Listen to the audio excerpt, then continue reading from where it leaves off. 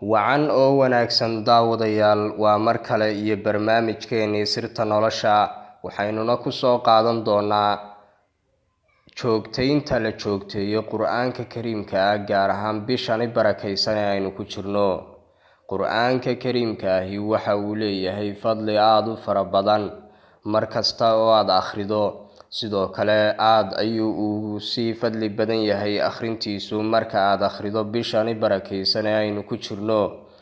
Waxa aanad markaasi ka helaysaa laagtiisa dembi dhaaf, ajar fara badan iyo weliba raali noqoshadiisa.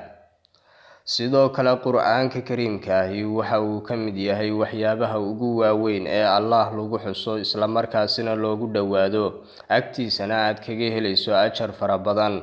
Waxaana mudan oo muhiima inuu qofku uu joogteeyo, isla markaasina bishani uu akhriyo waqtiyo aad u fara badan, sida marka uu sooman yahay xilliyada maalinkii, iyo weliba marka uu afuro, iyo weliba xilliga suxuurta, iyo weliba waqti kasta oo ka mid a maalinta iyo habeenka uu haysto ee bishani barakaysan, si markaasi uu uga helo ajar iyo weliba fadli aad u fara badan. Qur'aanka Kariimka ah fadligiisa lama soo koobi karo. Aayad kasta oo aad akhridona waxa aad ka helaysaa ajar, iyo weliba erey kasta oo Qur'aanka Kariimka ka mid ah oo aad ku dhawaaqdo.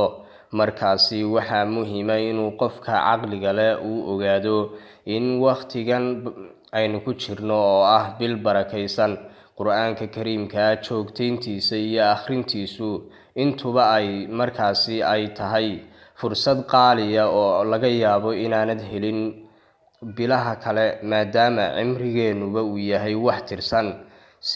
Isla markaasina waxaa mudan inuu qofku ka faa'iidaysto jaaniska uu haysto waqtiga uu markaasi taagan yahay, oo maadaama aanad ogeyn inuu dib kuu soo mari doono. Sidoo kale waxaa muhiima in aad markaasi aad yeelato wardi maalinla iyo weliba Qur'aanka Kariimka ahna waxaa muhiima inaad bishani aad dhammayso muddo ugu yaraan 10 jeer haddii ay suurtagal tahay, ama ugu badnaan 10 goor haddii ay suurtagal tahay bisha oo dhan.